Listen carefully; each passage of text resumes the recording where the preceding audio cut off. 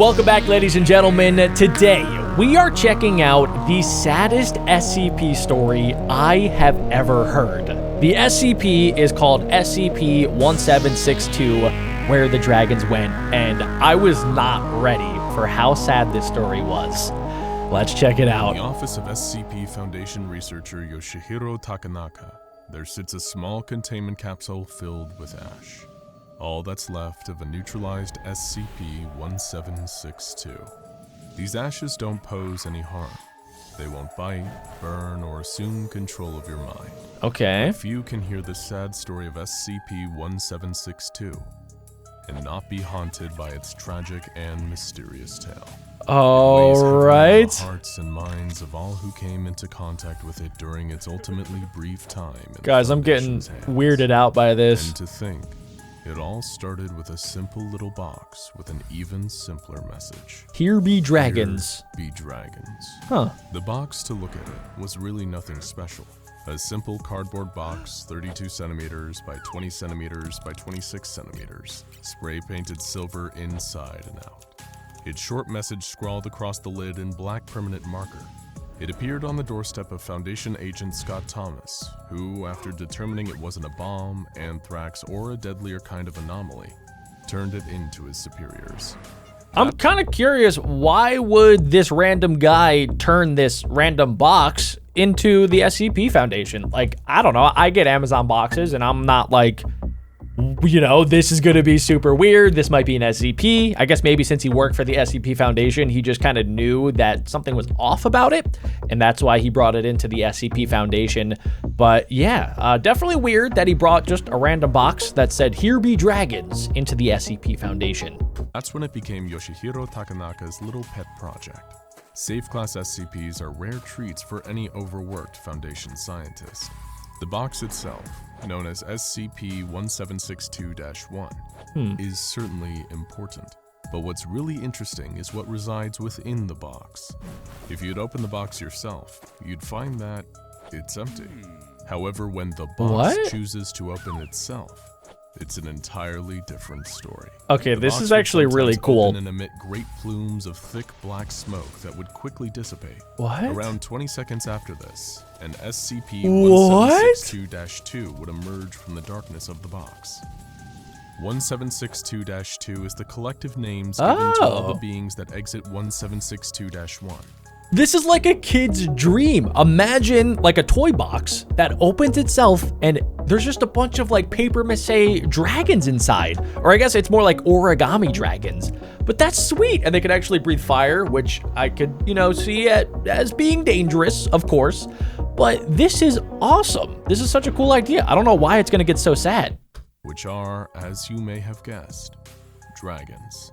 Eastern, Western, big, small, and presenting in a rainbow of colors. These dragons appear to be living origami sculptures made from kami paper, and have been known to fly together in large groups and interact playfully with nearby humans.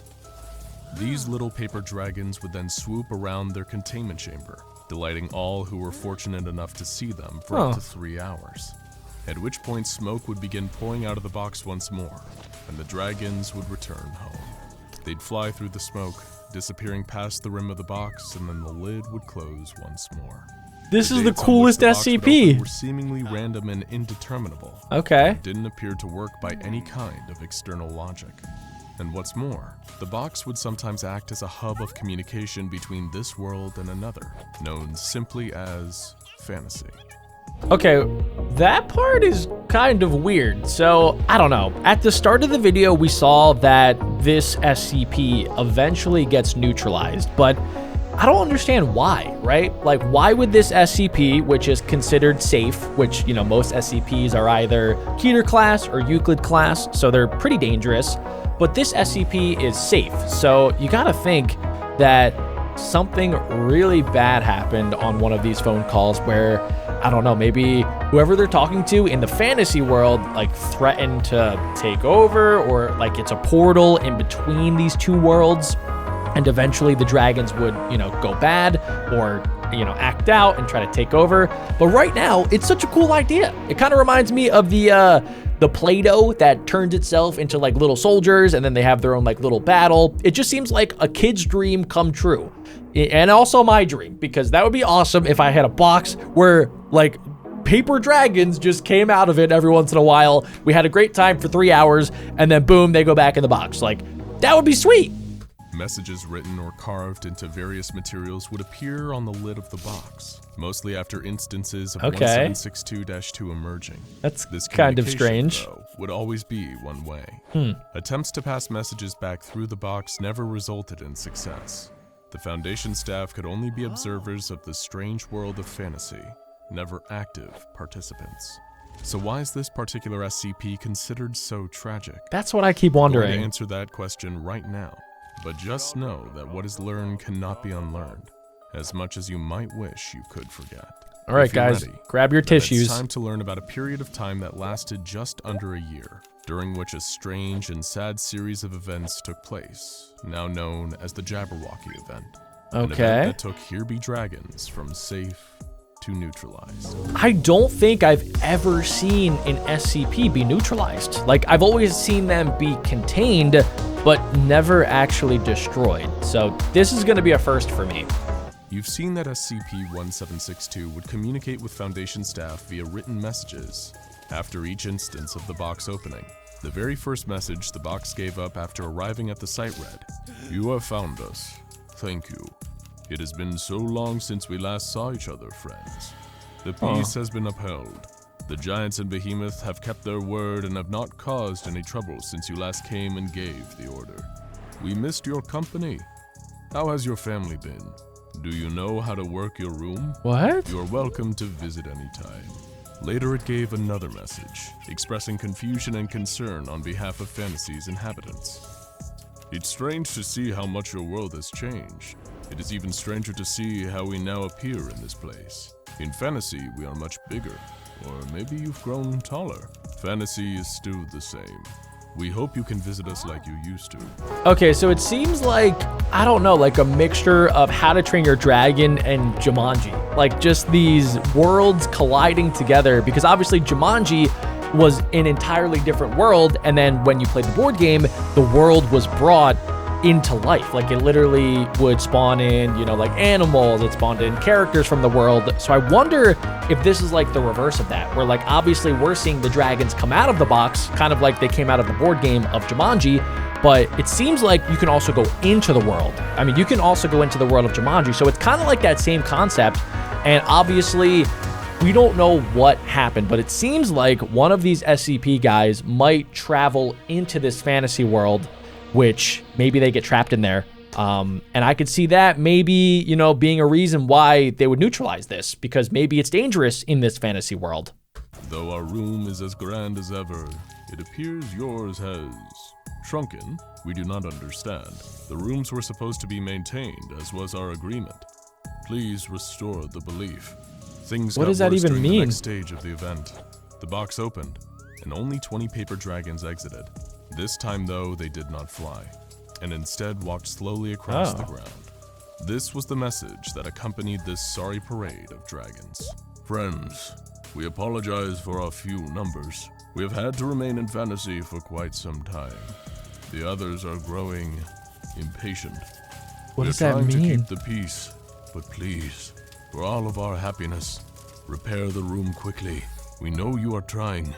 Your family is the most imaginative of us all." Naturally, What? Foundation scientists were concerned. They weren't sure what exactly the messages were referring to. Yeah, they're all cryptic. You have no idea what they're talking about, but you got to think that at some point, somebody was in contact with whoever it is on the other side in the fantasy world, and I don't know, maybe the SCP Foundation needs to find that person. Like, who sent the box to the SCP Foundation? Why did it end up at one of their members' doorsteps? There's just like too many questions, and literally there's zero answers. All that we have is that there's somebody on the other side sending messages, there's dragons that come out, and there's some sort of like battle or struggle going on in this fantasy world. And that's kind of all that we know. Or how they could possibly help the inhabitants of Fantasy. Of course, things only got worse. Only 10 dragons appeared the next time, along with a few balls of crumpled up construction paper that shook violently before stopping all movement entirely. Huh. This message accompanied it. The giants were foolish. Your room was not ready to accept them yet. We're sorry, friends. We hope that we can still see you, but time is growing short for our happiness. And sadly, this message spoke the truth. Wow. As the next time the box opened, only 5 dragons exited. So the dragons are dying, and we don't know exactly why, and they're also talking about making the room bigger. So maybe the SCP Foundation needs to make a bigger box somehow? Like, I don't exactly know what they would do here. Like, they're literally, it seems like they all want to help, they just don't know how. And I honestly have no idea how to help either, except I would probably put my entire body in the box, or at least try to, and then see if maybe I get transported into this fantasy world. And then I would be able to figure out more answers. And I'd probably get beaten up by a giant. They were carrying the following message and flew straight back into the box after depositing it on the ground. Tensions are rising. Whoa. Fantasy is becoming darker. We, the serpents and the hybrids, are furiously trying to hold them back. But the giants and elves wish to strike and make an entrance. They say that your family has grown stupid and ignorant. What? We hope this is untrue. It would sadden us all greatly to know that you have forgotten. It seemed clear that fantasy was speeding towards some kind of terrible conflict, and it was perhaps too late to do anything about it. The next attempt at communication came from a single dragon with a crumpled, wounded body.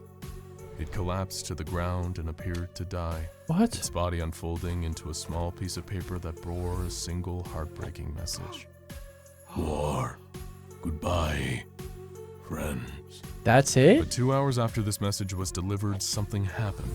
The lid opened again, only this time the box let out a huge jet of white-hot flame, reaching temperatures of 1700 degrees Celsius. The terrified and confused researchers heard roaring and the sounds of an intense battle from within the darkness of the box. But they can't see anything, right? Staff found themselves overcome with emotion, afraid that they were perhaps witnessing the death of fantasy play out in front of them. And even hardened Foundation researchers and guards were moved by the event. Wow. At 8 p.m. that night, the box ejected a huge quantity of paper. The majority of it was either torn, burnt, shredded, or crumpled into balls. And all instances of 1762-2 were announced deceased upon official examination. They all died. It seemed that fantasy's bloody war truly was taking its toll. And even the forces of the Foundation, one of the most powerful and resourceful groups the world has ever known, were powerless to do anything. I wonder, I don't know guys, if this SCP is kind of like just a metaphor for how we're moving as like, you know, like a society, as people that we just don't really believe in like fantastical things as much as we believe in like science. So maybe that's part of why this SCP exists, and maybe that's why the fantasy world is dying, because a lot of people just don't believe in fantasy to be real. We think that science is the only way, and that like the magical unknown things are kind of stupid, which maybe that's why this SCP eventually died out, because there just wasn't enough belief in the fantasy world. Hell, all they could do was sit, wait, and see what the result would be of this paper-crafted war. The box continued to open and close sporadically over the next 6 weeks as the war raged on. It would often emit more spouts of deadly fire and vomit out more piles of ruined paper. The researchers noticed that each time it released less and less paper. Even more disturbing, matter resembling muscle and tissue was ejected from the box with increased frequency. What? It was clear that whatever was left of fantasy was in great peril, and the researchers were desperate to know what was going on. But the box would remain closed and inactive for the next 7 months. They have to figure out how to go through the portal. Become active once more. It wasn't in a way that the researchers were familiar with. The box opened, but not a single dragon exited. Not even a crumpled piece of paper came out. Instead, researchers found what appeared to be an ancient and desiccated scroll of parchment. The words written on it were smudged, and some were stained with blood. It made clear that things had fallen further into darkness than they had ever before. The message read, "Are you still out there, friends? We miss you dearly. Fantasy is no longer safe. Our haven, your beautiful creation is gone. The giants are dead. The centaurs are dead. The birds have fled. Okay. We are going to bury your room. We cannot risk hurting you. This is our goodbye. Whoever's on the other side, dude, they are so nice. Like, they don't want anything bad to happen to whoever they think they're sending messages to on the other side of this box. Like, I don't think they fully understand what's going on. And they don't know that they're talking to the SCP Foundation, primarily because the SCP Foundation can't talk back. Like, that's literally the only problem, is they have no idea what's going on, and they have no way of, like, getting that information. Maybe one day, your family can build another room. This may be a hollow hope, but we will cherish this thought. They can make another An hour one? later, the box began to convulse violently and let out more plumes of thick black smoke. For a moment, the researchers entertained the hope that it might be the return of the dragons. Nope. But no such luck.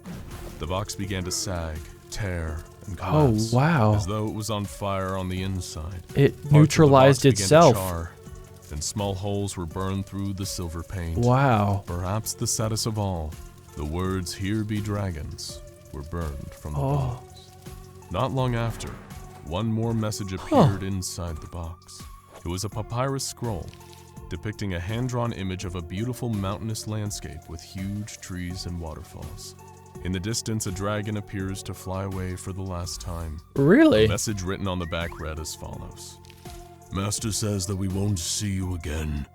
We are sad, so are the remaining others. We once filled each other's heads with dreams and goals. It is so sad that we cannot share them any longer.